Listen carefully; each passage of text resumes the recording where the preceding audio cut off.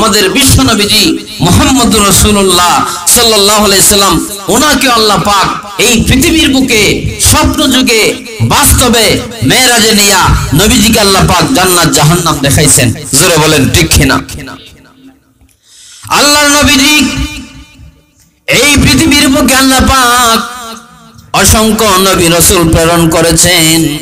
কোন নবীকে আল্লাহ পাক এই জমিন থেকে সফর করায়া মেরাজের মধ্যে কোন নবীকে আল্লাহ পাক নেন নাই।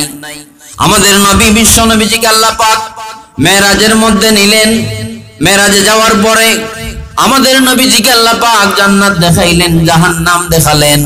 ওই জান্নাত জাহান্নাম দেখে আমাদের নবীজি উম্মতের কাছে আইসা নিজের জবান দিয়া বললেন, জান্নাত দেখে আসলাম, জাহান্নাম দেখে আসলাম। আমাদের আদি পিতা হযরত আদম আলাইহিস সালাতু ওয়াস সালাম জান্নাত দেখে আসছেন। আল্লাহ রাব্বুল আলামিন ওই আদম সন্তান বিশ্ব নবীজির রূহানি সন্তান যারা মুসলমান, এদেরকে আল্লাহ পাক এদের উপর ফরজ করে দিয়েছেন ওই জান্নাত জাহান্নাম বিশ্বাস করা ছাড়া একজন মুসলমান দাবি করতে পারে না। জোরে বলেন ঠিক কিনা? আমরা ছোটবেলায় মক্তবে পড়ছি যে কিছু বিষয় বিশ্বাস করতে হয়, এর মধ্যে একটা হইল পরকাল বিশ্বাস করতে হয়। সেই পরকাল বিশ্বাসের গুরুত্বপূর্ণ দুইটা জিনিস হইল জান্নাত সত্য, জাহান্নাম সত্য। এইটা আপনাকে বিশ্বাস করতে হবে। জোরে বলেন ঠিক কিনা? আমানতু বিল্লাহি ওয়া মালাইকাতিহি ওয়া কুতুবিহি ওয়া রুসুলিহি ওয়াল ইয়াউমিল আখির।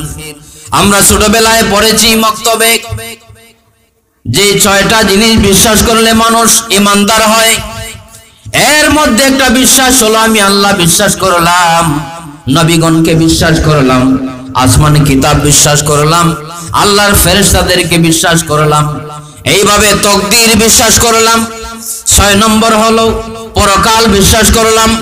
পরকাল বিশ্বাসের মধ্যে সর্বপ্রথম আপনাকে বিশ্বাস করতে হবে আমি যেই দুনিয়ার জীবন শেষ করার জন্য সর্বপ্রথম পরকালের জীবনে যাওয়ার আগে যেই কাজটা করতে হয় ওই কাজের নাম হলো মৃত্যু। ওই মৃত্যু জিনিসটাকে সবাই বিশ্বাস করতে হবে। জোরে বলেন ঠিক কিনা? প্রথম পরকালের প্রথম গাঠি মৃত্যু, এর পরের গাঠি কবর, এর পরের গাঠি ফুলসিরাত, এর পরের গাঠি হইল হাসর, এরপরে মিজান। শেষ বিচারের পরে আপনি আমার ঠিকানা হয়তো হবে জান্নাত, না হয় জাহান্নাম।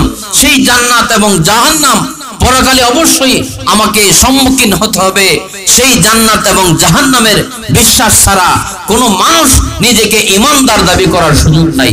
জোরে বলেন ঠিক কিনা?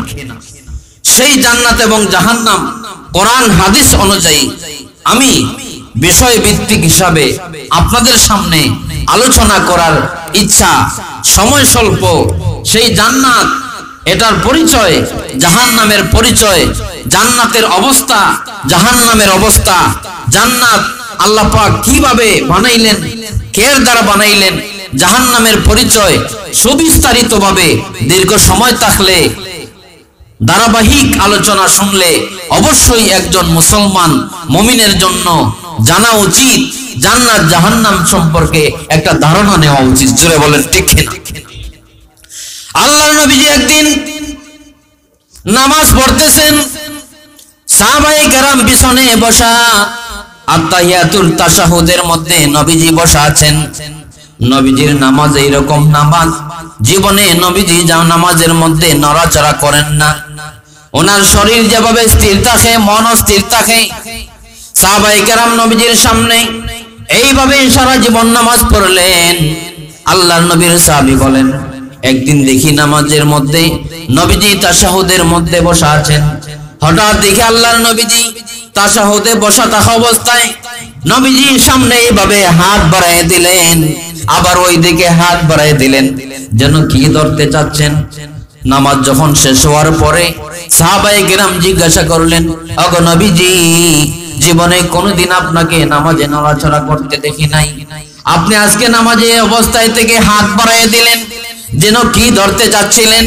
আল্লাহর নবীজি বলেন, ওনা আমার সাহাবায়ে কেরাম, ওই নামাজের মধ্যে আমি যখন ছিলাম, নামাজে তাশাহুদ পড়তেছি, হঠাৎ তাকায়ে দেখি আল্লাহ রাব্বুল আলামিন আমার সামনে জান্নাতের নিয়ামত সমূহ আমার সামনে প্রকাশ করে দিয়েছেন।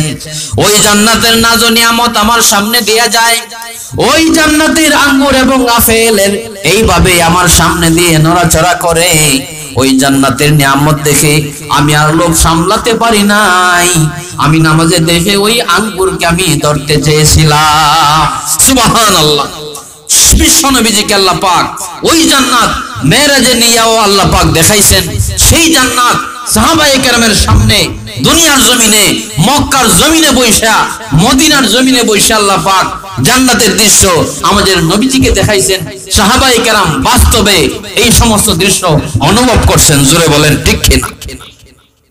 এইভাবে আল্লাহর নবীজির সাহাবী হযরত আবু হুরায়রা বলেন, নবীর সামনে আমি বসা, আরো সাহাবায়ে কেরাম আছেন। হঠাৎ শোনা যায় একটা বিকট আওয়াজ শুরু হয়ে গেছে। এমন একটা আওয়াজ শোনা গেল, সবাই স্তব্ধ হয়ে গেল। নবীজির চেহারার দিকে তাকায় রইলেন। সাহাবায়ে কেরাম বলেন, ওগো নবীজি, ওই আওয়াজটা কি শুনতে পাইলাম? আল্লাহর নবীজি বলেন, ওরে আমার সাহাবায়ে কেরাম, এইটা দুনিয়ার কোনো আওয়াজ না। আল্লাহ পাক আজ থেকে প্রায় ৭০,০০০ বছর আগে যেই জাহান্নাম আল্লাহ সৃষ্টি করলেন জাহান্নামীদেরকে শাস্তি দেওয়ার জন্য, ওই জাহান্নামের গভীরতা এত বেশি। আল্লাহ পাক ৭০,০০০ বছর আগে ওই জাহান্নামের মুখ থেকে একটা পাথর নিক্ষেপ করেছিলেন। ওই পাথরটা ওই জাহান্নামের তলদেশে আসতে আসতে ৭০,০০০ বছর সময় চলে গেল। একটু আগে যে তোমরা আবার শুনতে পাইলে, ওই জাহান্নামের তলদেশে যায় ওই পাথরটা নিচে লাগছে। ওই জন্য বিকট আওয়াজ আমার কানে আল্লাহ পৌঁছাইয়া দিয়েছে। সুবহানাল্লাহ। সেই জাহান্নামের দৃশ্য নবীজি মেরাজে যেমন দেখছেন, নবীজি সেই জমিনে, দুনিয়ার জমিনে বসা অবস্থায় সাহাবায়ে কেরামের সামনে ওই জাহান্নামের অস্তিত্ব, জাহান্নাম যে বাস্তব আছে, শাস্তির জন্য আল্লাহ তৈরি করেছেন, সেই জাহান্নামের একটা নমুনা, একটা আলামত আল্লাহ পাক নবীজির সামনে প্রকাশ করে দিলেন। যেই দৃশ্যটা, যেই অনুভবটা সাহাবায়ে কেরাম পর্যন্ত অনুভব করলেন। জোরে বলেন ঠিক কিনা?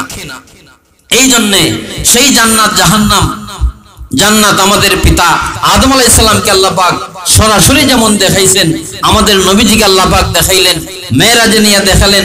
দুনিয়ার জমিনে তাইকা সাহাবায়ে কেরামের সামনে বসা অবস্থায় আল্লাহ জাহান্নাম দেখাইলেন, জান্নাত দেখাইলেন, নমুনা বুঝাইলেন। যেই দৃশ্য নমুনা সাহাবায়ে কেরাম নিজের চোখে না দেখলেও নবীজির সঙ্গে সশরীরে বসা ছিলেন, জান্নাত জাহান্নামের অনুভব সাহাবায়ে কেরাম রাসূলের সামনে থেকে করলেন। জোরে বলেন ঠিক কিনা?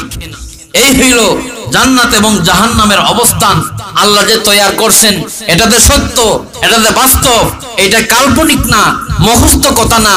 বর্তমান যুগে শিক্ষিত নামের কলঙ্ক মুসলমানের সন্তান, তারা শিক্ষিত হইয়া নাস্তিক মার্কা মনোভাব যারা, তারা প্রশ্ন করে জান্নাত জাহান্নাম চোখে দেখা যায় না, শোনা যায় না, এগুলা বিশ্বাস করতে চায় না, এগুলা কাল্পনিক কথা, মরার পরে জীবন শেষ, জান্নাত জাহান্নাম বলতে কিছু নাই। জোরে বলেন নাউজুবিল্লাহ। এই ধরনের জ্ঞানী শিক্ষিত মুসলমান নামের কলঙ্ক আমাদের বাংলাদেশেও অভাব নাই। ওই ধরনের নাস্তিক মনা মানুষ। জোরে বলেন ঠিক কিনা? আল্লাহ পাক সেই জান্নাত জাহান্নামের আগুন, সত্য শাস্তি জাহান্নামের আগুন হবে। আল্লাহ পাক বলে দিয়েছেন, নবীজি বলছেন হাদিসে, জান্নাতের ঠিকানা হলো আসমানে, আর জাহান্নাম আল্লাহ বানাইছেন জমিনের নিচে। বর্তমান যুগে, আধুনিক যুগে যত বিজ্ঞান আবিষ্কার হয়, যত অত্যাধুনিক যন্ত্র আবিষ্কার হয়, এর মাধ্যমে আল্লাহর কোরআনের বাণী, নবীজির হাদিসের বাণী বুঝতে আরো ততটা সহজ হয়ে দাঁড়িয়েছে। জোরে বলেন ঠিক কিনা?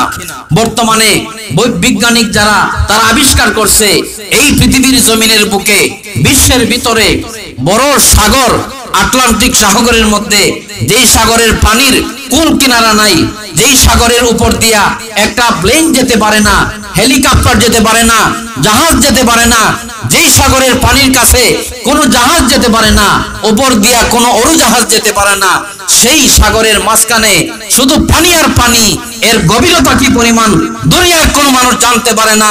সেই সাগরের মাঝখানে বিশাল আকারের জায়গা, ওই জায়গার মধ্যে পানি নাই, গর্তের মতো হয়ে আছে। ওই গর্ত থেকে দেখা যায় দাও দাও করে আগুন বের হচ্ছে। বৈজ্ঞানিক অমুসলিমরা গবেষণা করে বের করছে এটা হলো আল্লাহর সেই বলা সেই বর্ণনা অনুযায়ী সেই জাহান্নামের আগুনের নমুনা। জোরে বলেন সুবহানাল্লাহ। সেই জাহান্নাম যে আল্লাহ পাক মাটির নিচে তৈরি করছেন, এটার অস্তিত্ব, এটার সন্ধান বর্তমান আধুনিক জমানায় বৈজ্ঞানিকরা এটার নমুনা সন্ধান তারা অর্জন করতে সক্ষম হয়েছে। জোরে বলেন ঠিক কিনা? এইভাবে আল্লাহর কুদরতের যত নিদর্শন আছে, যত কিছু আছে, ওইগুলা যারা অস্বীকার করে অমুসলিম, এদের ব্রেইনের মাধ্যমে, এদের আবিষ্কৃত যন্ত্রের মাধ্যমে আল্লাহ পাক আস্তে আস্তে একের পর এক সবটাকে আল্লাহ পাক বোঝার জন্য, বিশ্বাস করার জন্য আল্লাহ পাক সহজ করে দিলেন। জোরে বলেন ঠিক কিনা? এক সময় বলতো যে মৃত্যুর পরে মানুষের আমলনামা ওজন দেওয়া হবে।